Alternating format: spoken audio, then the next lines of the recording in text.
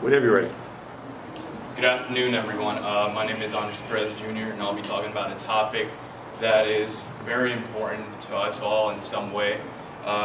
It's basically about how terrorism has affected both domestically within our country and foreignly. For over a decade now, we see the war in Iraq and in Afghanistan, and part of this is the main reason why this is ongoing is due to the act of terrorism.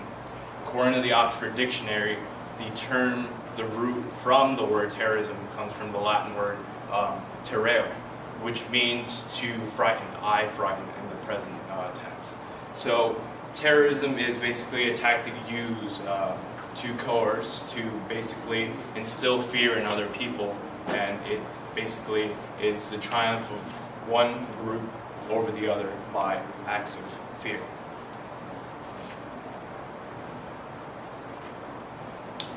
Probably wondering, how does terrorism even come about? According to many historians, we can date that terrorism comes from around 70 BC by a group known as the Sicarii. The Sicarii were men who had daggers, hidden daggers, and they were a group that were organized to expel the Romans from Judea, which is now present-day Israel. Above me, you'll see 4 different pictures.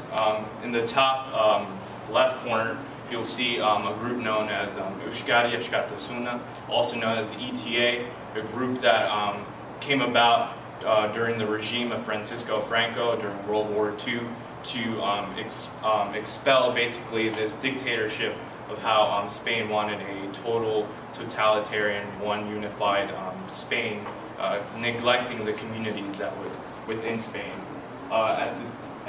Underneath it, in 1605, we have a guy named Guy Fawkes in England who basically wanted to destroy the Houses of Parliament due to the fact that he felt Catholics were being oppressed, and for this reason he had planned to blow up the Houses of Parliament, although his plan failed and he was executed along with his co-conspirators. At the top right corner, we have the Sicarii, the men I was talking about, who were in charge of trying to expel the Romans from Judea. And at the bottom right corner, we see the Boston Tea Party, which is something that happened in colonial America. So terrorism is something that has been ongoing for years. Now, who is Al-Qaeda? And nowadays, we're dealing with, like I said, the war on terror. And Al-Qaeda was one of the benefactors to this ongoing war. They are the reason we are even there as American soldiers. I normally don't like to put big quotes on my PowerPoints, but I thought it was really interesting. It was the FBI's definition of what Al-Qaeda is. It is a complex international Islamic terrorist network made up of regional affiliations. Basically, they originated by a man, Osama bin Laden, who there have been sightings that they say that he has been killed. Although there are various conspiracies about that, I cannot speak on that. But what I will say is that this organization, what Al-Qaeda is, began basically their main goal, their main purpose as a function is to promote this Islamic regime throughout the Middle East, and possibly, if they so wish, as they're attempting, is throughout the entire world. So this is a very dangerous thing, because a lot of what Islam, the pillars on which they stand, aren't Islam at all. They're in fact their own perverse interpretation of the Holy Quran. Acts of terrorism used by Al-Qaeda, as we see in the on the PowerPoint above, we have top left corner. We see the various tortures that Al-Qaeda will do on certain individuals, such as eye gouging, placing a certain amount of pressure on top of their head to the point of suffocating, destruction of the limbs. Underneath the top left corner, we see car bombings, which is a major thing that takes place. A lot of vehicles that you may see as an ordinary vehicle are disguised, and because in the areas that they perform these acts in third world countries, a lot of the vehicles look the same, run down, and very poor looking like in quality. But as a matter of fact, they can very much be an explosive, ready to engage at whatever time. At the other top corner, we see the coalition forces. I, as an American soldier, was there in Afghanistan as of 2 months ago, training these individuals, the coalition forces. We were trying to create this own system where when NATO leaves, when the ISAFA, which is another organization, international security organization, to help these people, help the Afghan nationals realize that they themselves are in turmoil and they need help. But the problem with that is Al-Qaeda